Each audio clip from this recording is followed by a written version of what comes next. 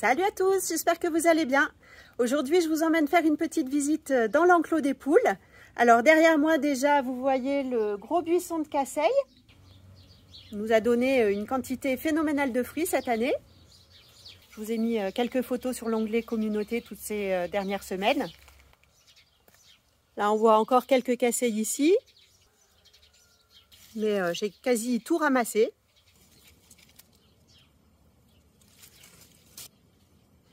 Ensuite, à côté, vous avez la rose sans épines.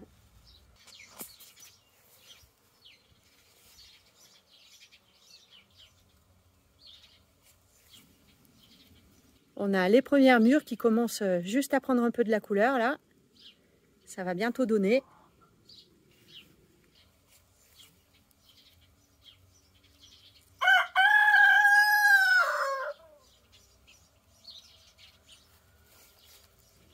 Regardez ça là.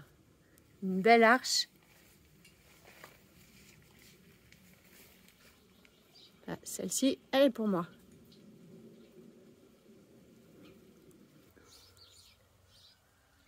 Là aussi, je pense qu'il va y avoir de quoi faire quelques pots de confiture.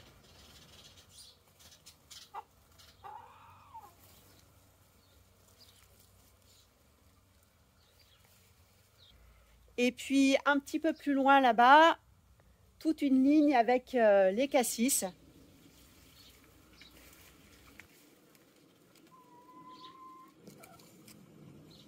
Là aussi, on va être bientôt prêt pour la récolte.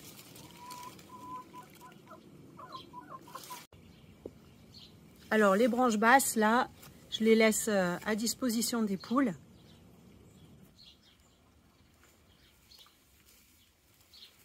Comme ça, elles viennent grappiller les petits fruits qui sont dessus.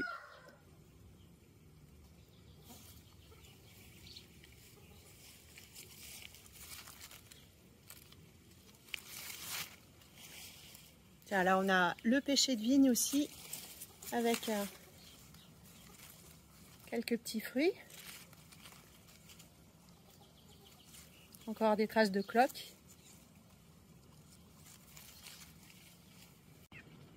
Mais surtout, je voulais vous parler d'une préoccupation du moment là concernant les poules. Donc c'est parti, je vous emmène voir ça.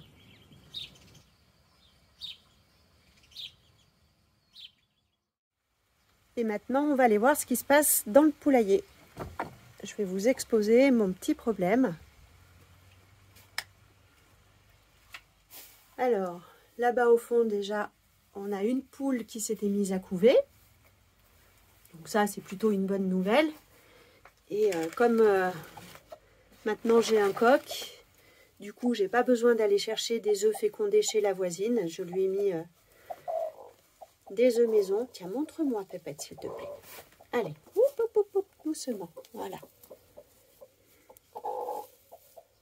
Fais voir. Je te les... Voilà.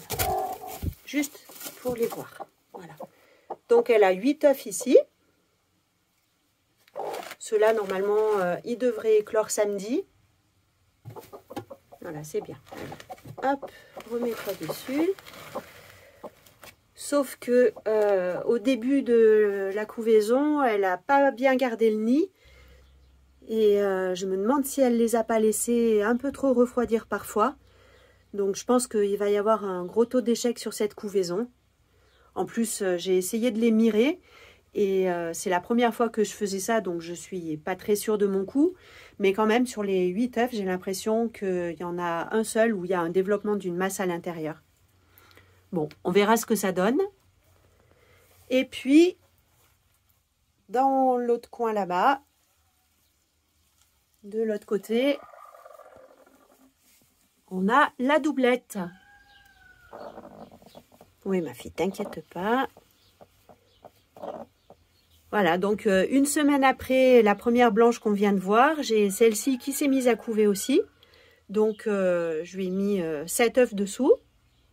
Et comme l'année dernière, 3 jours plus tard, il y a sa copine qui l'a rejoint. Et donc, du coup, j'ai également mis 10 œufs puisque j'avais pu en collecter un petit peu plus.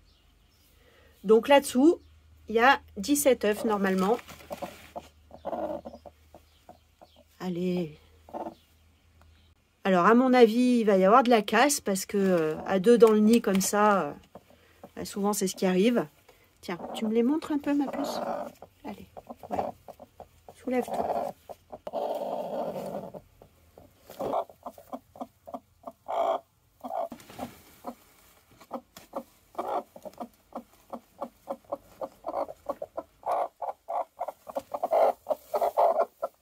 Voilà, alors du coup, les 7 premiers, je leur ai fait un petit marquage avec un crayon de couleur vert. Alors, on voit pas trop, mais... Et les suivants, les derniers, un marquage rouge.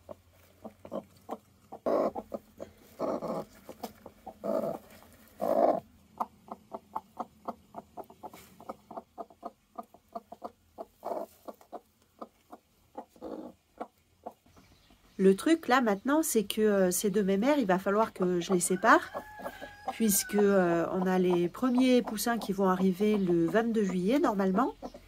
Et si à ce moment-là, elles sont toujours dans le même nid, ça va piou-piouter sous elles. Et à tous les coups, elles vont vouloir s'en occuper en binôme.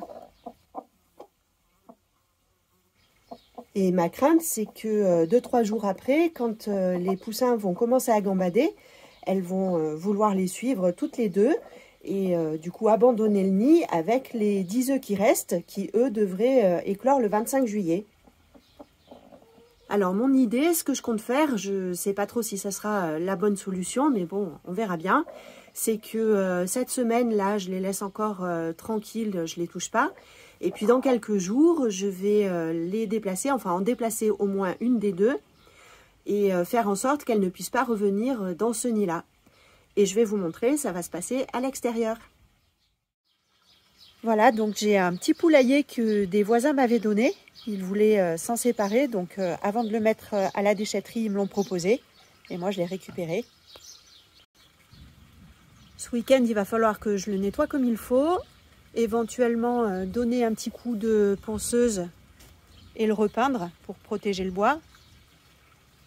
Et ensuite, je l'installerai là-bas derrière. J'ai aménagé un petit enclos de fortune. Je vais vous montrer ça. Bon, je vous reprends aujourd'hui parce qu'hier j'ai été interrompue par, devinez quoi, je vous le donne en mille, la pluie. Aujourd'hui c'est encore pas terrible, mais je vais essayer de passer entre deux averses pour terminer. Là je profite du rayon de soleil.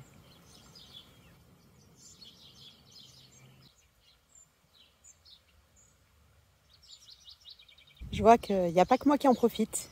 Hein les poulettes? C'est l'heure de la toilette?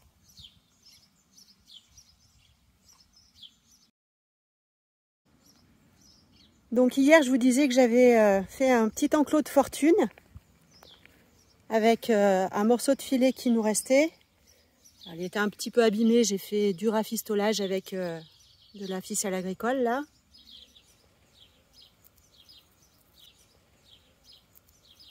Donc voilà, ça va jusque derrière le petit arbuste ici. Ensuite, on a la clôture avec les voisins.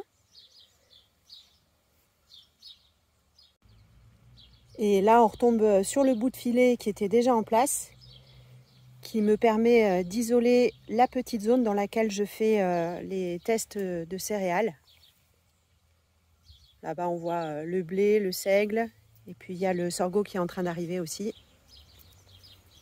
Ce sera pas très grand, mais bon, pour juste y rester quelques jours au démarrage des poussins, ce sera largement suffisant. Donc dans ce petit enclos de fortune, j'ai fait un petit peu de ménage. J'ai taillé les branches basses des arbustes qui sont là. Ça, une fois broyé, bah, ça finit en paillage au jardin.